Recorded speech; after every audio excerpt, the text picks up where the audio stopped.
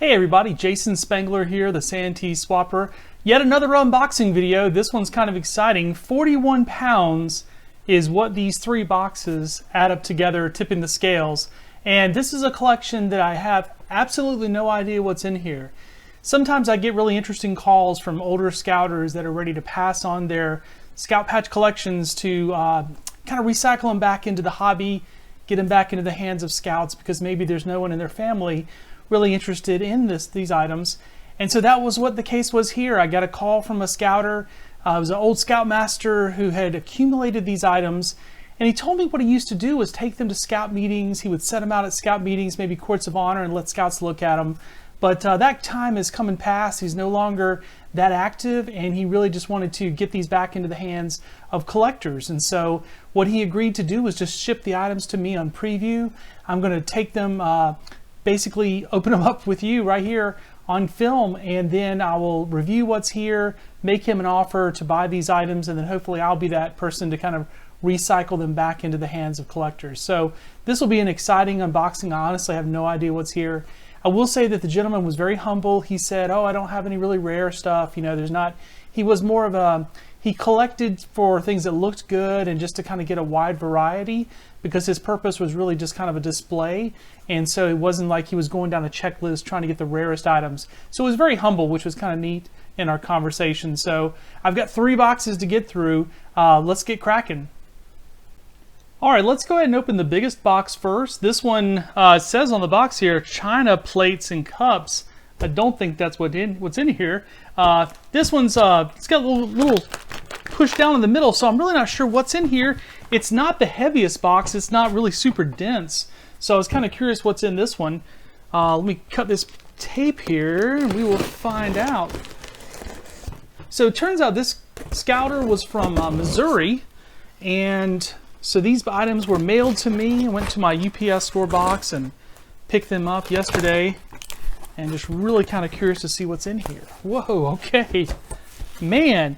Well, he told me they were stored in about 15 little containers, and I advised him to take them out of the containers so that it would pack well, and this looks like what he did. So, golly, look at this. Jeez, there's a bunch of stuff here.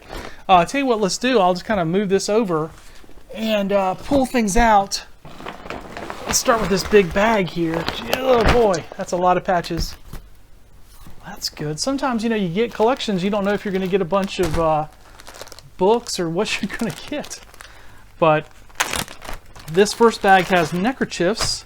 So here's a camp neckerchief, another camp neckerchief, Greater New York. Oh, good old Cub Scouts. I may actually give these to my mom and see if she'll turn them into face masks. That's been one of the projects that she's been doing during this pandemic, is making some face masks out of old neckerchiefs. And so I see some candidates right here, man, that we could turn into face masks. Old troop neckerchiefs and things like that. That's pretty cool. Old Region 2 with Puerto Rico, New York, that area. Different color there. Shawnee Lodge.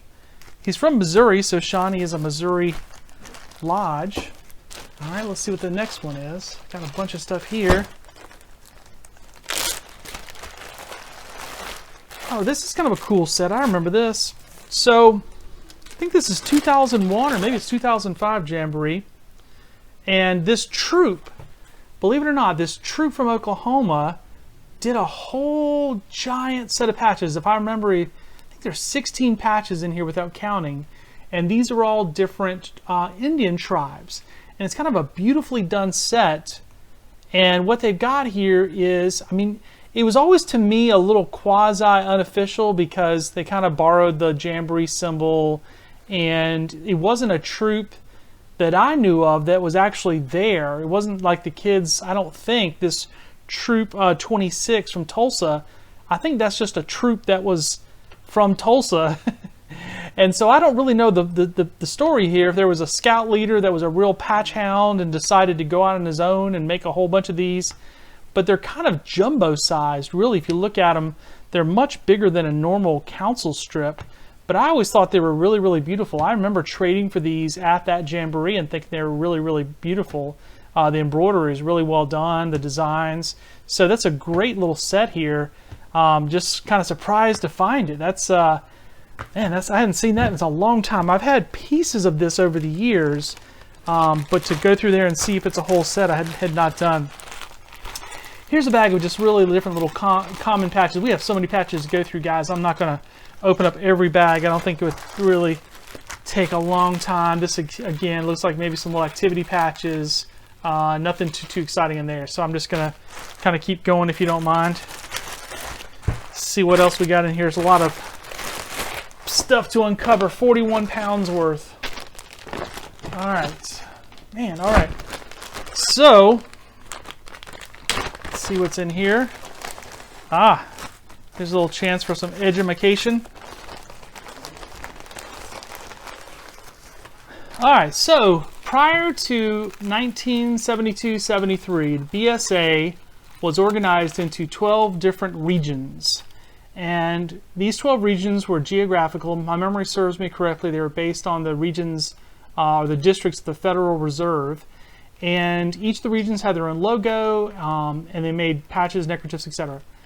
At one point, I don't remember when, but at one point later, the BSA makes a reproduction set of the original 12 region patches, which at that time, these patches were actually hard to get because, and actually I have a letter I got one time. I got a collection that had a Region 11 patch. And in the collection, there was a letter where the guy had gotten this patch, and the letter basically said, don't trade it, blah, blah, blah. You know, it was kind of like a special deal. Well, if you ever come across these, there's a very, very simple way you can tell them from the others. And that is they all have a plastic back, okay? Now, when these patches came out, they all had cloth backs. And so if you ever get a region patch with a plastic back, you'll know it was part of this reproduction set. Now, the reproduction set was made by National BSA, but as you can see, just in this one collection, there are 4 of them. And I can tell you that in my warehouse, I probably have 15 or 20 of these sets. So that is not very valuable. But still, I can see why, if you're doing a little history type thing, you'd want to have that. Okay, now this is kind of cool. Let me show you this. So what we have here is a lot of CSPs, right? These are council shoulder patches. And what the gentleman described to me was, this was a sort of a display for his troop. And so what he did on the back was, there's actually a description. So let's show you the front. Los Padres, and then on the back there's actually a typed out description. This says 3 hiking scouts in the Yenis Mountains. The council covers the central coast of California. The Padres is the Spanish clergy that settled that area. So on the back he's actually telling you the story behind the design. Most likely that came from a book that was really pretty popular in the 1990s. It was a book that I'll try to throw the cover up here in the video, scan of it anyways, to show you what I'm talking about. And that was a great book that took all of these council strips from that time period and kind of told you about the symbology, all the different little Easter eggs that are in the background of these patches. And it was kind of a history lesson, if you will, because a lot of council strips have a lot of symbolism, a lot of local things in them, like, you know, Johnny Appleseed. So you want to hear the story about Johnny Appleseed, for example. And so this whole bag right here is all CSPs. Now, guys, I could flip through the whole bag, but this is going to be a long video if I do that. So let's not. What I'm looking for is just kind of give you the variety of what's in here, the collection. So this looks to be another big bag of CSPs. Again, all ready, typed up. They have all the descriptions on the back, which again is very, very cool. Now, the thing with CSPs is some of them are very common, like this Heart of Texas Council. That one they may have made thousands and thousands of. On the back, this says this is the T1D, which means that this is the first twill patch that the council made. But the fact that it's the D variety means that they made this patch so long that there's actually 4 different varieties. Without looking at the description, I can't tell you what those are. Maybe there's a different shade of red. Maybe there's a different shade of blue on the border. There's some difference, and especially in the olden days, collectors would document any small difference, because when CSPs first came out in the early 1970s, it quickly became a very, very popular thing for people to collect. So if there was a slight difference, they'd be like, ooh, there's a different one, I gotta have it. And they would have T1B, T1C, T1D, and go on and on. today you and I would look at this and be like, yeah, you know, this maybe this console now has issued 200 different CSP issues, so we're not really worried about T1Ds, but that does kind of get down to that micro level. So just a lot of CSPs here. Again, won't go through the whole bag because it would just take forever, but again, just to kind of see, this is probably going to be a pattern here of seeing quite a lot of CSPs in this collection. See here, looks like we're gonna have some more neckerchiefs. Oops, got some leakage there. So again, more camp, which I love this kind of stuff. Camp neckerchiefs, still in the original bags. This looks like a DIN flag, DIN 8 or 6. I have to open it up to see. Here's a pennant. Now I'm gonna open this up because I really like pennants. So in my last video, I found a pennant, and here's a pennant for Camp Sewanee. I guess that's how we pronounce that. Beautiful, beautiful piece. If it was your camp, you'd be pretty excited to see that. Old Order of the Arrow handbook. This was one of the earlier ones, probably from the 1950s. Here's some more examples of these region patches. Now again, just because we've done that lesson already, let's take a look and see. And sure enough, all of these have the plastic back. And so this is in a PPS holder, the good old, what we call Brush Creek trading back in the day. And you can see their Region 2 plastic back. So I don't know why you'd have so many of them, but that's all right. And then look at this guy. This is kind of cool. All right, Region 2 Order of the Arrow Lodge emblems by Jim Adams. And look at that cover. It's just hand drawn. I don't think I have this book in my collection. I have a great collection of reference books. So look at that guy right there. Man, I'm gonna have to take another, after this video is over, I'm gonna have to go take a look at this because I'm not familiar with this book at all. But these are the kind of things that really spurred the hobby, was when people had books and checklists that they could use to then go and collect things. So that is super cool. I'll be really excited to add that to my collection. Some Cub patches here, old Philmont guy there, a couple of jacket patches. Look at that Camp Old Indian. I've been to that camp. They were supposed to host the conclave for my area, so I would have gone there if not for COVID-19. Nothing else too exciting in there. That's kind of cool. A JSP from the 1981 Jamboree. My brother went to that Jamboree, so he might have seen that patch when he was out on the trail. So this is for the NISA staff. That's their little staff JSP. So just all kinds of stuff here. And one more bag here. Pop this open. Got an old Lodge flap. I've seen a few of those around. It's not too rare, but this one's even still got his, looks like he just bought these and didn't even take that off there. These are some district badges from other countries. Interesting, interesting. You know, what he described to me was really a display collection, so it doesn't surprise me that there's a real variety here of stuff. Okay, now let's just, for fun, let's just play with this. So here is 3 of these guys. Saw them a minute ago, right? But look at the back. All 3 of these are cloth back, which tells me these are the originals. These have been pre-1973. Now, if you want to get into some serious collecting, there are probably different varieties of this, and then Region 2, you know, they might have made lots of different patches. But this is something that he bought on eBay and had shipped to him, and just never did add it to his collection. Here's another one still in the envelope. Let's see what else he got in the envelope that he never even got out. Oh, look at that. Nice little chapter flap from Lodge 15. That's cool. No, I'm sorry, it's not a chapter flap. It's just a Lodge 15 flap. That's pretty cool. I like that. Nice old flap. So it's just kind of neat to see, you know, the collection he was putting together, and a bunch of activity patches there, old red and white patrol patches. Just again, for the history lesson part, all of these are felt, and so these are definitely really early. There are versions of this that don't have the BSA that are even earlier, but these are very old. So you can see with the felt, you can see we've got a little hole there on one of those guys, got chewed in a little bit. All right, so just some more activity patches here.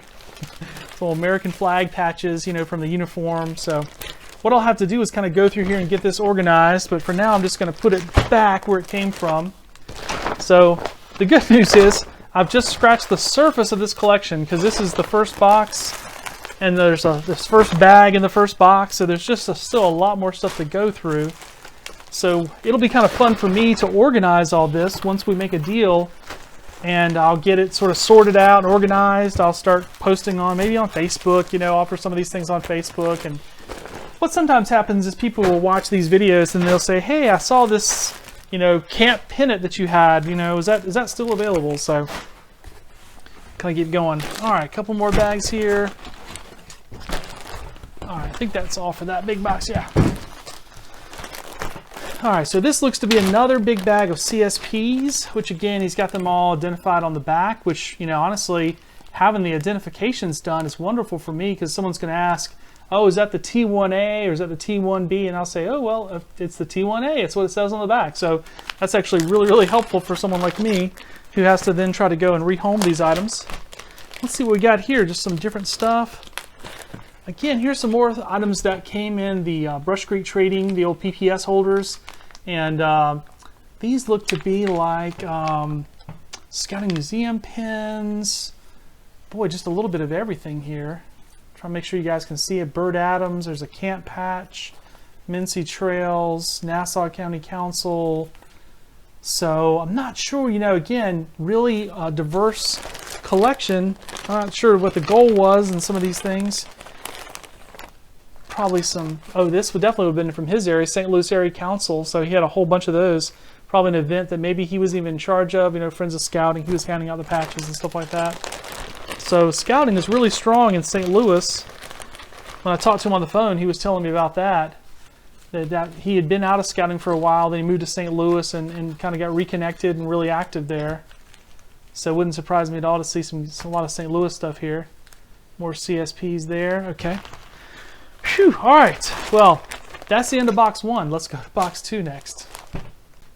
All right, this box is much heavier than the first one, so all I can guess is that it's a little denser, and maybe there's more of these bags where he had patches that were in gallon size, or in, I guess they were like those little containers with lids that you could buy from a lot of the stores. That's my guess. Probably had them all organized, and then when he went to mail them to me, he just put them in gallon size baggies, so. Oh man, look at this. If you're a real patch hound like me, you open up a box, I mean, this one might weigh 20 pounds, guys, just by itself.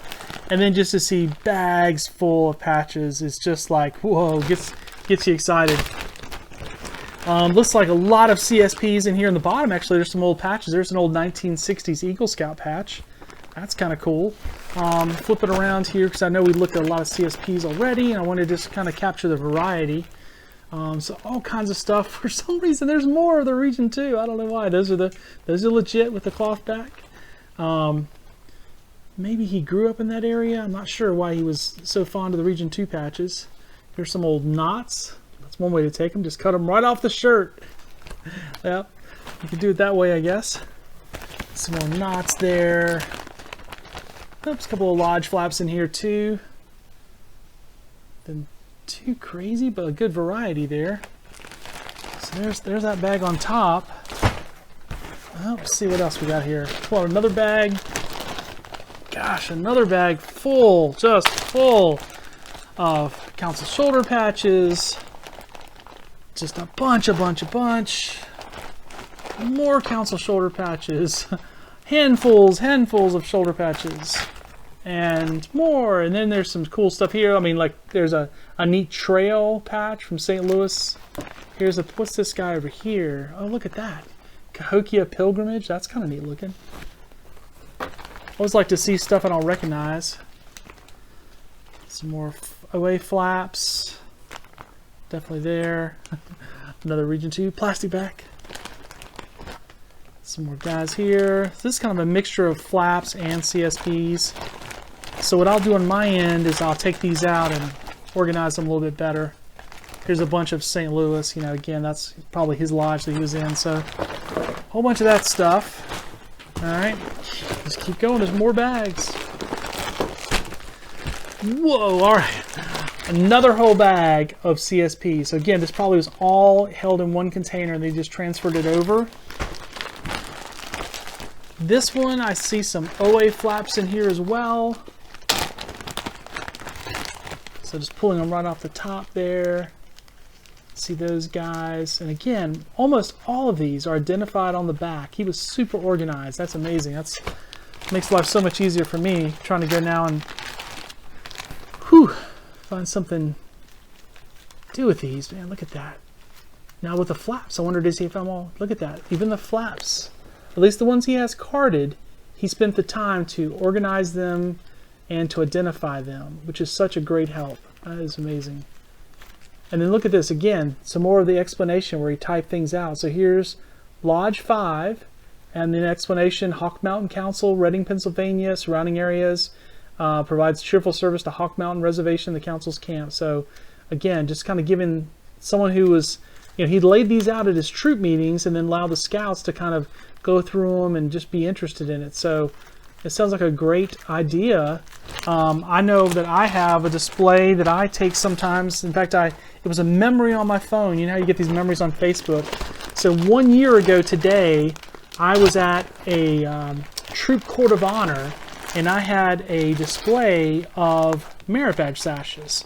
And that was because my troop had just come back from their first summer at summer camp, and all the scouts were getting their merit badges and such, and so I wanted to show them how they were kind of now part of the long lineage of scouts who earned merit badges at camp and had, wonderful sashes and stuff. So bunch of council shoulder patches there.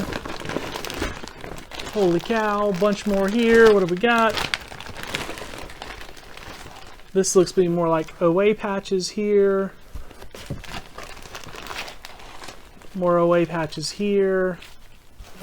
I mean, I wish I could show you all these, but it's just way too many, guys. It would just take forever. So I'm just trying to give you the big picture. Oh, Scout is Ribbon, a handbook for interfaith activities. So it's going to get some paper stuff mixed in with it. Golly, there's 3 more bags in here. Okay, 2 more bags. All right, so again, another bag full of shoulder patches, another bag full. Well, thanks again for watching this unboxing video. I do apologize I wasn't able to show everything that was in these bags, but there was just so much of similar items that I didn't want to make the world's longest unboxing video. But this collection was very similar to a lot of collections I get, again, where scouters who maybe are way past their time, they're not in scouting anymore, but they've held on to these things for a long time, and they want to see them get back into the hands of collectors, get back into the hands of scouts and scouters. And so what this gentleman did, and what I have done with other people, is he's mailed the items to me on preview. Now what I'll try to do is kind of lay these out and organize them a little bit better, kind of get an idea of what's there so I can make them a very fair offer, and then we'll go from there. So I hope you enjoyed this unboxing video. If you like this type of video, make sure to subscribe to my YouTube channel. There's a little bell icon that you can hit down there. I have over 24 of these unboxing videos on my channel that I've been doing for probably the last 2 years. I have a warehouse outside of Charlotte that I work out of, and I do this full time. So I jokingly say I'm a recovering public school teacher. I taught 13 years in public schools, but I was able to take my side hobby and turn it into a full-time business, selling scouting memorabilia. So anyways, that's the rest of my story. Jason Spangler, the Santee Swapper. Visit my website, scoutpatchcollectors.com. Thank you very much.